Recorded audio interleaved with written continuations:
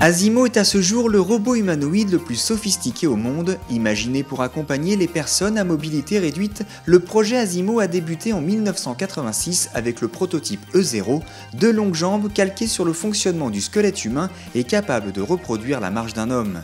Après 6 années de développement, des bras se greffent au concept, puis une tête, et c'est en novembre 2000 qu'Asimo prend officiellement vie entre les mains des ingénieurs Honda.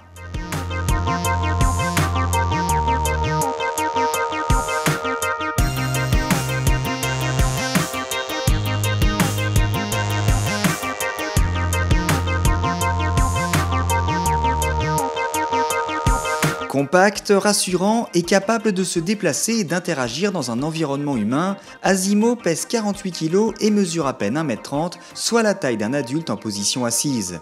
Après 14 années de développement, Asimo est désormais capable de courir à 9 km/h, de sauter à pieds joints ou à cloche-pied, d'analyser précisément son environnement grâce aux 2 caméras intégrées dans sa tête, de reconnaître le son d'une voix et de répondre aux ordres.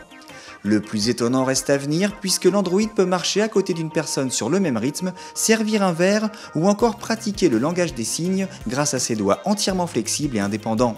L'expérience Asimo est troublante à plus d'un titre. Naturellement, la technologie embarquée dans ce robot est fascinante, mais le plus déroutant réside dans sa gestuelle et ses attitudes presque humaines.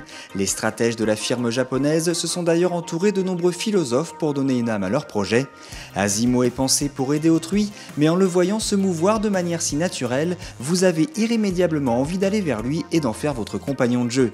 Entièrement financé par Honda, le projet Asimo reste pour le moment expérimental et aucune date de commercialisation n'est encore fixée.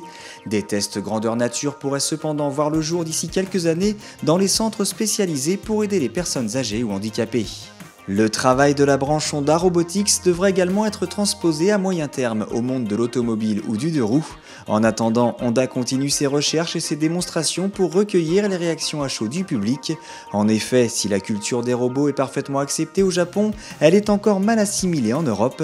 Les qualités techniques et morales d'Asimo pourraient bien faire disparaître nos appréhensions et lever nos derniers a priori.